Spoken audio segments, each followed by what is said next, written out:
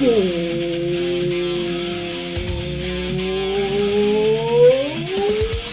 dia, meu planetário!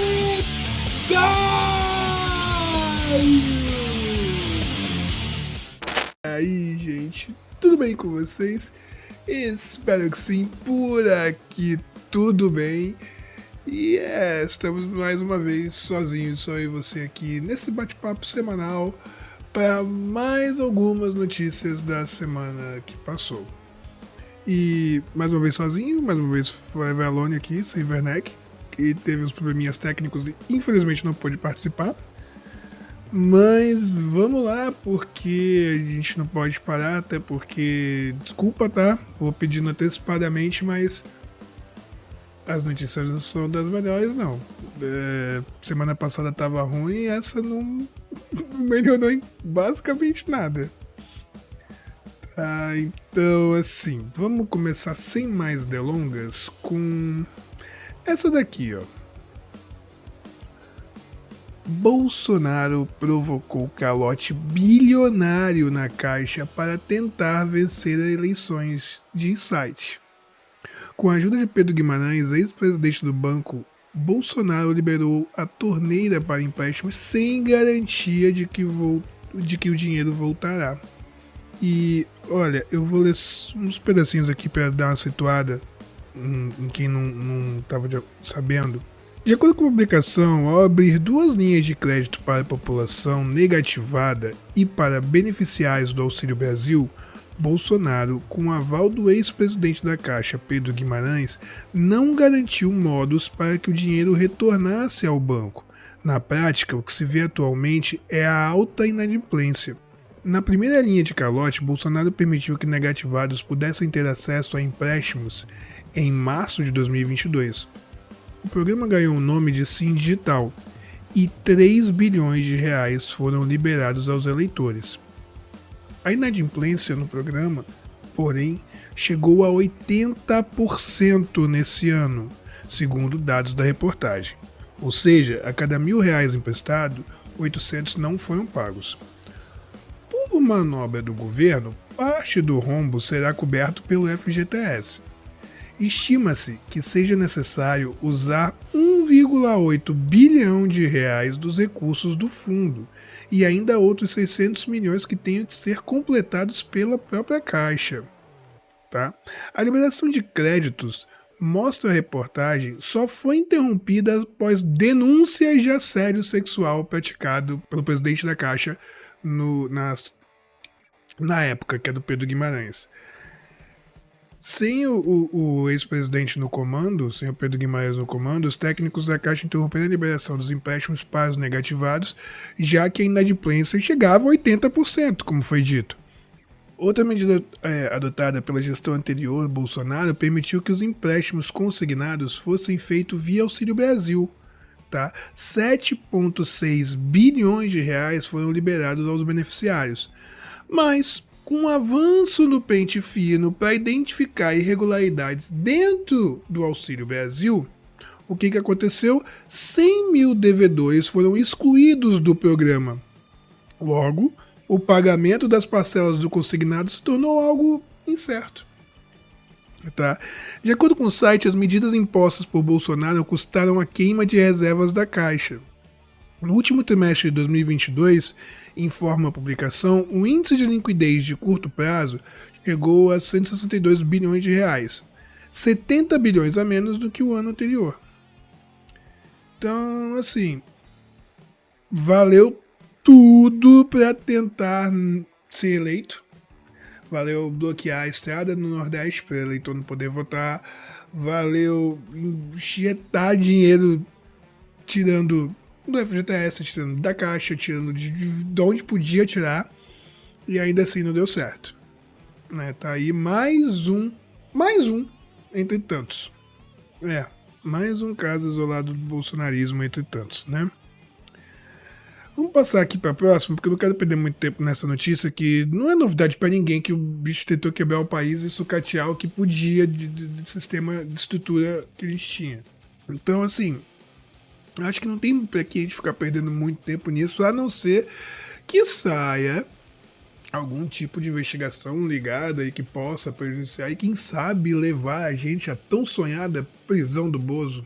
Mas agora, vamos passar para a próxima, que eu não quero perder muito tempo falando desse ser não. Vamos passar para a próxima, que também não é uma das melhores não, tá? Olha só. Senado aprova MP dos ministérios e mantém estrutura do governo Lula. Medida perderia validade se não fosse aprovada até esta quinta-feira, dia 1º. Texto segue para a sanção do presidente. O Senado aprovou nesta quinta-feira, primeira, a medida provisória que reestrutura os ministérios do presidente Luiz Inácio Lula da Silva. Diferentemente do que aconteceu na Câmara, a MP não enfrentou grandes dificuldades no Senado, onde foi aprovada por 51 votos a 19. A MP perderia validade se não fosse aprovada até esta quinta. Agora ela segue para a sanção do presidente Lula. E bom, eu quero destacar ainda mais uns pedacinhos dessa reportagem para vocês, que ainda diz aqui, ó, o texto final da reestruturação ministerial enfraqueceu o ministério de petistas e aliados, como o do desenvolvimento agrário, o do meio ambiente, o dos povos originários. Algumas funções dessa pasta foram repassadas para outros ministérios. Da parte das atribuições relacionadas à Companhia Nacional de Abastecimento, a CONAB, que ficou vinculada ao Ministério do Desenvolvimento Agrário, foi transferida para o Ministério da Agricultura, comandado por Carlos Flávio do PSD. O Ministério do Meio Ambiente perdeu o Cadastro Ambiental Rural, o CAR, para o Ministério da Gestão, Inovação e Serviços Públicos. Além disso, a Agência Nacional de Águas e Saneamento Básico, a ANA, que pelo texto da MP ficaria vinculada à pasta de Marina Silva da Rede, foi transferida para o Ministério de Integração e Desenvolvimento Regional. Além disso, a função de demarcação de terras indígenas que tinha sido repassado para o recém-criado Ministério dos Povos Indígenas foi devolvida ao Ministério da Justiça e Segurança Pública, comandado por Flávio Dino. Bom, o que a gente tinha dito aqui no programa de semana passada, tá, que isso ia impactar sim. Isso faz a gente pensar, por exemplo, para que raios foi criado então o Ministério dos Povos Indígenas? Para quê? Se eles perderam a principal atribuição que tinha sido dada a eles agora. Pra quê? Vamos fazer o quê? A Agência Nacional de Águas e Saneamento no Ministério de Integração e Desenvolvimento Regional. Sabe? Não dá. A gente já vem fazendo isso aqui há um tempinho e eu acho que vale a pena ressaltar. A gente tá aqui para criticar também. Quando for para ser criticado, a gente tá aqui para criticar também. Porque tá errado. Não foi para isso que a gente votou. Foi para tirar o Bolsonaro? Foi. Mas a gente já tirou. Ele já saiu. Agora, o que a gente vai fazer? Vai deixar a seguir? Não dá. Porque o Bolsonaro saiu, mas o bolsonarismo não. O pensamento, a estrutura, não. A gente tem que fortalecer o que não é. O que está sendo demonstrado pela reportagem e o que foi ganho, no caso perdido, né, com essa MP. Além disso, a gente precisa começar a pensar um pouquinho de novo. Queria muito que o Werneck estivesse aqui nesse momento, que a gente tinha comentado sobre isso, mas a gente tem que falar sobre o Arthur Lira, cara. A gente tem que falar sobre o Arthur Lira. Porque, basicamente, ele tem um poder na Câmara grande o suficiente para querer implementar esse parlamentarismo à brasileira, sabe? Que ele tenta, que no caso é um parlamentarismo onde ninguém poderia impedir ele, sabe? Então, assim, ter que ceder aos caprichos desse cidadão é complicado, para não dizer o contrário do que a gente quer, né? E ainda falando dele, tá? A gente tem essa notícia daqui que vídeo. PF encontra cofre com dinheiro vivo em operação contra repasse de irregularidades do FNDE, a aliado de Lira. Suspeita é que fraude no processo de compra de kits de robótica tenha gerado um prejuízo de 8,1 milhões de reais ainda durante o governo Bolsonaro. E além de ter caído, de ter ligado esse aliado do Lira a isso, e a gente ainda tem que na terça-feira, dia 6, ele vai ter o julgamento lá no STF, porque ele ainda está com o julgamento em aberto, né? Eles vão ter os próximos passos, não sabemos o que vai acontecer, mas já quero dizer para vocês aqui de antemão, posso estar errado, espero que esteja inclusive, mas eu acho que não vai acontecer absolutamente nada, tá? As provas e tudo mais tá muito... tem pouco, apesar de ter, mas eles não reconheceram pouco, já foi um pedido de vistas do ministro Toffoli, então assim, ainda eu acho que não vai ser dessa vez que o Lira sai, tá? Não por isso. Talvez por isso aqui. Porque olha só, pra quem tá vendo, eu vou botar aqui um trechozinho do vídeo que foi a apreensão do dinheiro. Pra quem não tá vendo, tá? Pra quem tá só ouvindo a gente pelo podcast, é um cofre. Não consigo dizer dimensão, porque eu acho que é 1 por 60, 1,5 por 80, não sei dimensão, sou péssimo nisso. Mas assim, muitos bolos de dinheiro e diversos, tem dólar aqui em alguns pedaços, vários bolos de real também. E assim, muito dinheiro e lá no finalzinho, uma cartela de Cialis. Só pra, né, não podia faltar ali. Então assim, esse crime aqui, se realmente ficar comprovado a ligação do Lira com este crime, aí sim a gente pode ser que algo mude. Mas quanto ao julgamento dessa semana, eu não acho que vai dar nada contra ele não. Tá? Mas vamos continuar vendo, porque foi encontrado, ainda está sendo investigado, ainda tem uma série de partes dessa operação, mas a gente não podia negar, até porque a cena foi estranha, para dizer o mínimo, né? E por falar em estranho, para dizer o mínimo, como é que a gente vai falar dessa semana historicamente sem falar de um avião com 290 quilos de skunk ligado ao tio da Damares? Por quê? Vamos lá, vamos à notícia aqui, ó. PF contrapõe versão de Damares sobre avião com maconha que pertence à igreja do tio da senadora. Corporação não cita suposto alerta de grupo religioso e afirma que a operação ocorreu a partir de informações de inteligência do núcleo da Polícia Aeroportuária. Por quê? O que aconteceu? A gente essa semana teve a divulgação de um avião que foi pego com 290 quilos de skunk no Pará, de uma igreja, tá? A Igreja do Evangelho Quadrangular do Pará, liderada pelo ex-deputado federal e pastor Josué Bengston, tio da senadora e um dos responsáveis pelo ingresso dela na política. Tá? O que ela disse para a polícia para eles terem negado?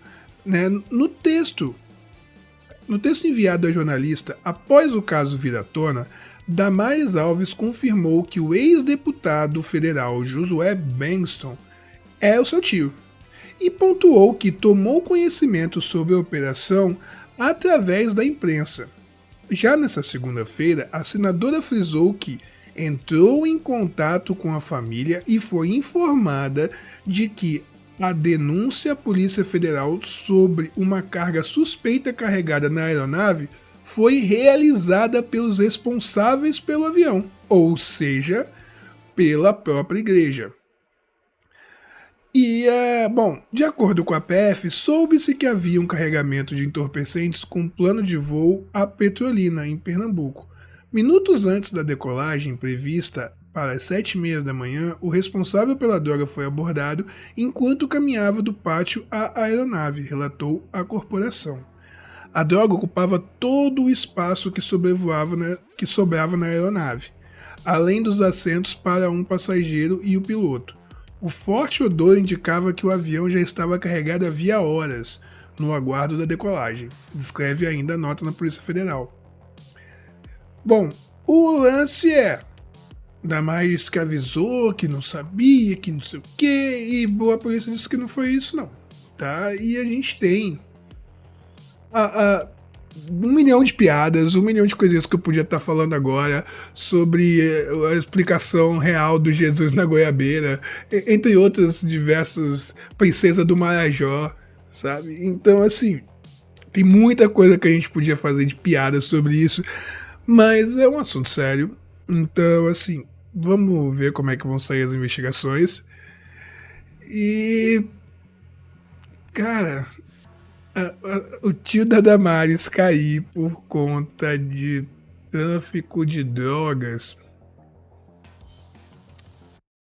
É incrível como a história dá a tapioca vira, sabe? A história dá uns capotes, mas é incrível, mas eu acho que nem é tão surpreendente. O que vocês acham? Qual a opinião de vocês sobre isso? É surpreendente? Ou é só mais um capote do nosso Brasil? Porque de uns anos pra cá as coisas têm ficado tão absurdas, estranhas, esdrúxulas, chamem como vocês quiserem, que fica difícil fazer uma previsão lógica de algo que poderia ou não acontecer. Mas assim, nossa, essa notícia pra mim foi, né? E vamos lembrar, tá, gente? Vamos lembrar que, assim, a gente sabe muito bem. Nossa, tem tantas camadas essa notícia. Desde eu ter reforçado o termo skunk, porque é uma maconha, vamos botar, de primeira qualidade, mais cara, logo vai para lugares que podem pagar mais. Talvez por isso ela tenha que ser transportada de avião, com todos os cuidados e tempo, em vez de ser traficada em caminhões, ou seja lá como, dentro de pneu, não importa. Mas tem todo um históricozinho, tem todo um quesinho de briga, tem todo um quesinho de classe, sabe? De poder aquisitivo envolvido. Você vê que não era pouca coisa, sabe? É muita grana envolvida. E assim, teu colega é pego com uma paradinha no bolso, ele tá preso pra sempre. E o que vai acontecer com o tio da Damares? O que vocês acham que vai acontecer com o tio da Damares? 290 quilos de maconha de primeira qualidade. O que vai acontecer com ele?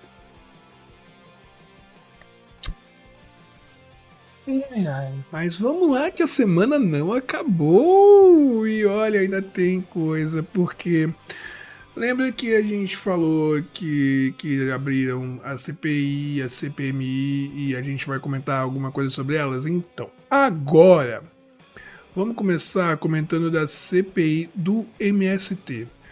Especificamente essa semana eu não trouxe nada sobre a CPMI do 8 de janeiro porque não teve reunião, tá?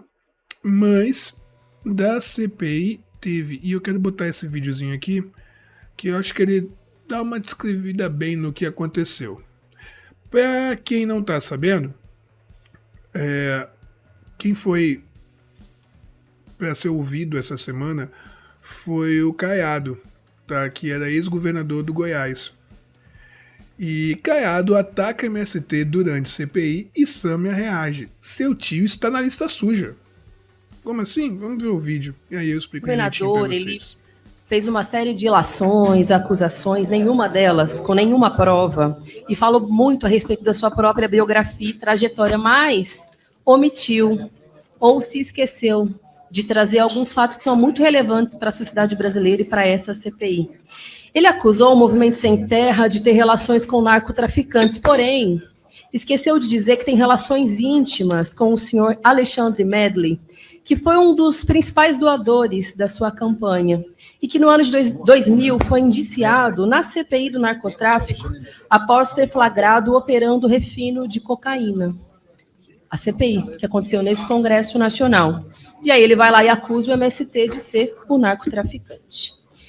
Ele acusa o MST de uma série de barbaridades, mas esqueceu de dizer que o seu tio, Antônio Ramos Caiado, está na lista suja do trabalho escravo, porque foram encontrados 4 trabalhadores em situação análoga à escravidão dentro da sua carvoaria, e que seu primo, Enival, que atua no ramo da mineração, responde a uma série de inquéritos por depredação ambiental, por desrespeito aos direitos humanos, e que você, quando foi deputado, atuou na flexibilização do licenciamento ambiental para agradar seus familiares. Esqueceu de dizer que quando Chico Mendes foi assassinado, Chico Mendes todos conhecem, dá o nome para o nosso instituto, ICMBio, que foi assassinado a mando da UDR. Vocês sabem quem era o presidente da UDR nessa época? O governador que falou com a gente, senhor Caiado.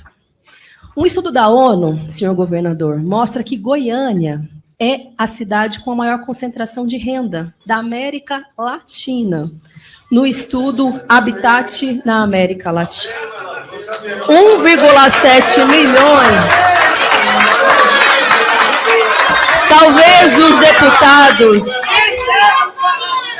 Talvez os deputados não saibam o conceito de concentração de renda. Senhor presidente, tem que garantir a palavra. Talvez os deputados não saibam o conceito de concentração de renda.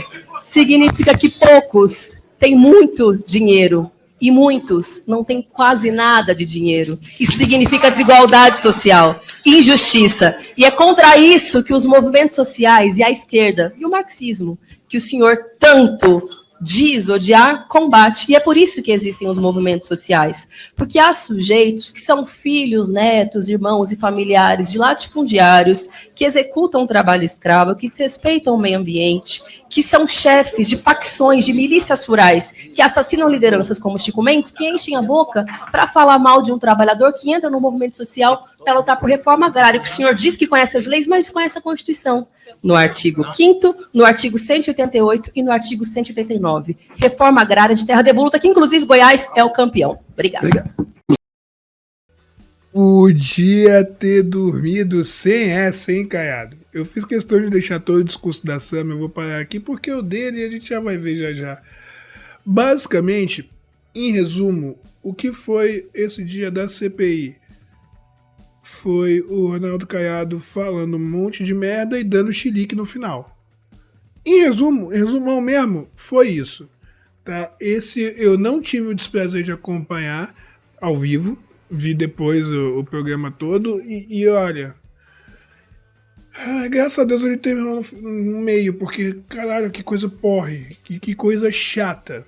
Não falou nada, não fez absolutamente nada além de brigar e acusar o MST do que podia. Aquela coisa que todo mundo espera do Ronaldo Caiado. Não foi lá diferente disso.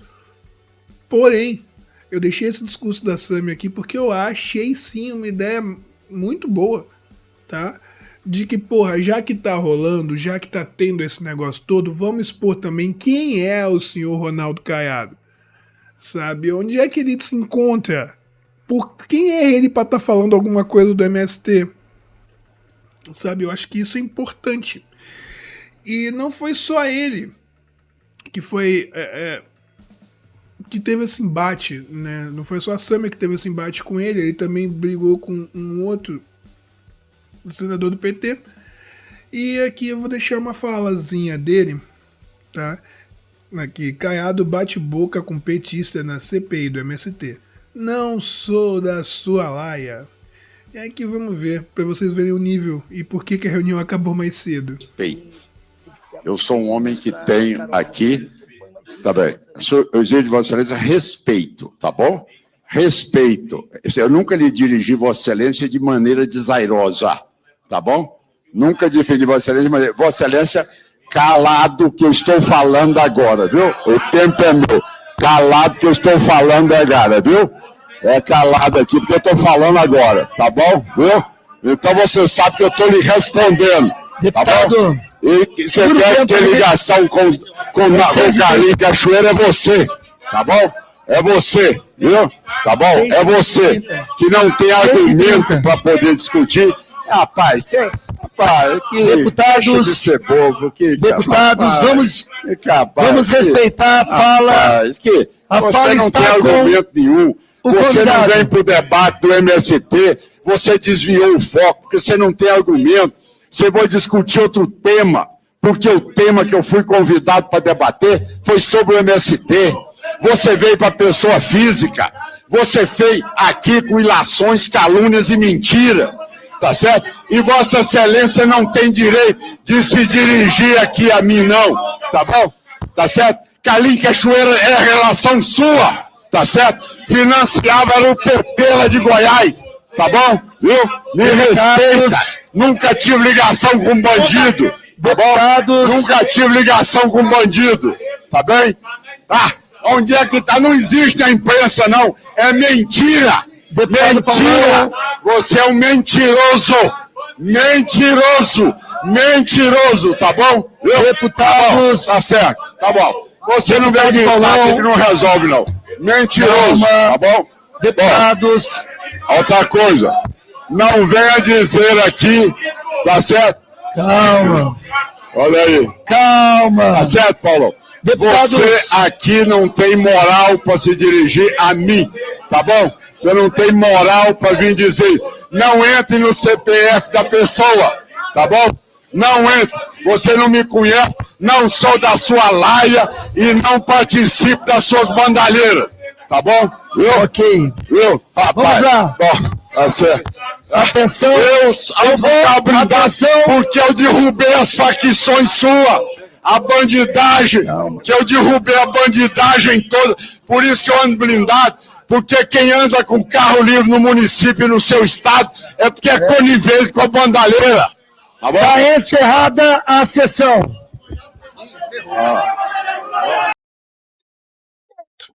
Foi por isso que encerrou a CPI mais cedo. Porque fica trazendo esse tipo de gente. Dá nisso. Mas é isso que eles querem, na real. Vamos lá, porque essa CPI, a gente sabe exatamente o motivo. A gente já vem falando sobre isso. E vai continuar falando, porque é preciso ter dito. Essa CPI, ela foi feita para criminalizar o MST e eles vão tentar fazer isso de qualquer jeito. É o intuito da formação dela. Então, por isso que a gente está de olho. Porque não é possível. Tá? E agora vamos para uma que, só para tirar um pouquinho essa energia negativa. Caralho, caiada é foda, mas vamos lá. Eu botei essa pela manchete, eu confesso, tá? Essa aqui entrou pela manchete, eu confesso, eu não aguentei, porque ficou muito bom. Deve ser constrangedor para Moro sabatinar Zanin, ironiza Paulo Pimenta. Moro, assim como Flávio Bananinha, Marcos Duval, o Manjarrola, e o Marreco, eles fazem parte dos opositores de Lula que integram a CCJ, colegiado que irá sabatinar o indicado ao STF. Lembrando que CCJ é Comissão de Constituição e Justiça. Vou repetir: Bananinha, Manjarrola e Marreco. Justiça. Tamo bem pra caramba. Mas aí, falando rapidamente, só porque foi importante, querendo ou não, o ministro da Secretaria de Comunicação Social do Governo Federal, Paulo Pimenta, ironizou nessa segunda-feira a oposição de Sérgio Moro sobre a indicação de Cristiano Zanin para o Supremo Tribunal Federal. o ex-juiz será um dos sabatinadores do advogado na Comissão de Constituição e Justiça do Senado Federal. Acho que deve ser constrangedor para Moro ter que sabatinar Zanin, porque, na realidade, Moro é uma pessoa que construiu uma trajetória se afirmando como alguém da não política, dizendo muitas vezes que não iria para a política, porque o sonho dele, todo mundo é que sabe que era o STF, sabe? Era a indicação que o Bolsonaro ia fazer, ele foi o ministro da Justiça do Bolsonaro buscando esta vaga do STF e ter que virar senador é uma daquelas coisas que a gente falou aqui na notícia passada, das reviravoltas que o Brasil dá, que não dá para explicar. Até dá para explicar, mas é que é bem absurdo de você tentar prever algo assim, sabe? Como? Ai, como que a gente consegue explicar em poucas linhas, em poucos detalhes, que um carinha que fudeu a economia nacional em nome de uma nomeação pro STF e não conseguiu. Tudo que ele conseguiu, na real, foi destruir a economia nacional, a indústria nacional, a Petrobras, um golpe de Estado, eleger um genocida desgraçado e hoje ainda assim não conseguiu a vaga do STF e, pelo contrário, está tendo que sabatinar a indicação daquele que ele tentou prender injustamente para o STF, aquilo que ele tanto queria. Olha, é difícil. É difícil tentar ligar os pontos, né, nessa espiral que dá essa notícia. Mas aí eu trouxe ela aqui porque é um pouquinho desestressante, até porque a última notícia que a gente vai falar não é das melhores. E desculpa, gente, eu vou falar a gente sim, porque são 3 anos fazendo essa porra em conjunto. Eu considero que eu tô sempre aqui com alguém. Então, pelo menos estou com vocês. Então a gente vai conversar aqui. A gente vai falar a última notícia agora. E, bem, Câmara aprova projeto do marco temporal para a demarcação de terras indígenas. Pelo projeto, indígenas têm direito apenas às terras que ocupavam em 5/10/88. Texto segue para o Senado. E, olha, a gente já vem falando dessa notícia aqui, dessa matéria aqui, do marco temporal há um tempão. A gente sabe todos os problemas que isso vai trazer.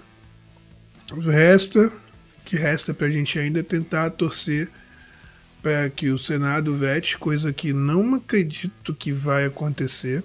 De verdade, não acredito que vai acontecer. E talvez uma sanção presidencial, não sei, mas não vejo acontecendo, sabe?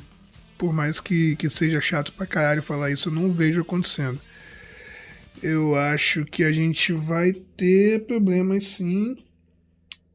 E assim como o marco temporal, o calabouço fiscal do Haddad, porque assim, eu acho que calabouço fiscal combina muito mais com o programa do que arcabouço. Arcabouço é um nome de arrombado, calabouço é um nome de nerd, jogador de RPG. Então, o calabouço fiscal do Haddad e essa MP do marco temporal, eu acho que são algumas coisas que a gente não devia estar discutindo se vale a pena e tentando justificar os porquês. Não. Eu acho que a gente devia estar discutindo quando é que a gente vai começar a organizar para ir pra rua para brigar contra isso. Porque é inadmissível, não dá para aceitar. Sabe, a gente falou aqui inúmeras vezes que o Lula veio a público para dizer, porra, quando precisar ser criticado, me fala, me critica, diz que eu tô errado, eu vou ouvir vocês. Então a gente tá falando, tá errado pra caralho. Tá muito errado, tá muito ruim, isso aqui não vai ser beneficiário. Não vou dizer pra ninguém, porque tem uma galera agro, entendam, agro, tem uma galera que vai se beneficiar bastante, tá? mas para os povos originários, para a população operária, para o proletário, para você que está me ouvindo, não vai ser bom não, tá? Não vai ser bom. E não dá.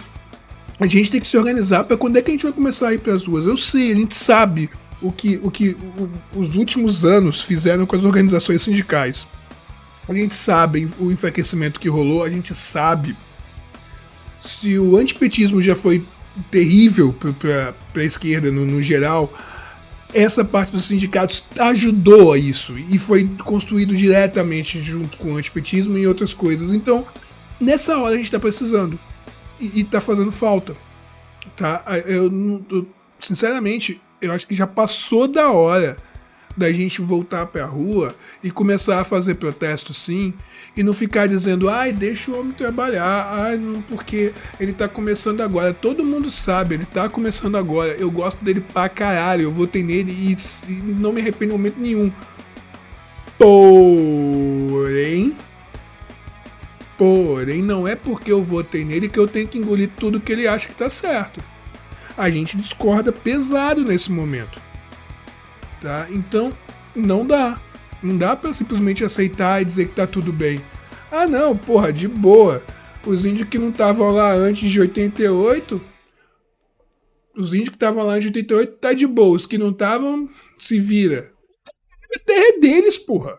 O Haddad botar um teto de gasto 2.0, o tal do calabouço e botar Fundeb e piso da enfermagem junto. Não dá. Não dá pra aceitar, não dá. Já passou da hora, e eu acho que esse é o ponto que eu quero deixar com essa notícia aqui, que a gente já passou da hora de estar se organizando, se movimentando pra dizer que tá errado, pra dizer que não dá, pra dizer que não aceita e não concorda com isso, tá? Mas de ir pra rua pra fazer isso, de mostrar esse poder de mobilização social na rua. Não like da internet. Sabe? Eu acho que já tá na hora de a gente tentar, assim, difundir essa ideia e conversar mais sobre isso. Então, se você também acha, se você também concorda, pô, deixa tua ideia aqui embaixo, conversa com a gente, vamos trocar esse papo. Porque tá desanimador. Essa semana eu não consegui. Eu tentei, acho que a notícia melhorzinha ou a menos pior foi a frustração do Moro, ou não sei. Tá triste, tá só triste essa semana, sabe? Mas vamos lá, porque semana que vem ainda tem muita coisa. Semana que vem a gente volta, tá? Muito obrigado mesmo a você que chegou até aqui, tá? Desculpa o programa ser um pouquinho mais curto, mas vocês sabem, eu tô sozinho, então eu não gosto de ficar pulando muito, porque eu acho que vai ficar chato se eu ficar falando sozinho aqui por muito tempo. Mas enfim, é isso, gente. Muito obrigado mesmo. De verdade, brigadão. Tá? E qualquer dúvida, qualquer sugestão, qualquer comentário, por favor, fica à vontade, deixa aqui pra gente. Tá? Caso queira também acompanhar a gente lá pelo Instagram, o @bomdiameuproletário. Tá bom? É isso, gente. Muito obrigado. Cuidem dos seus, cuidem dos próximos. Até semana que vem. Tchau, tchau.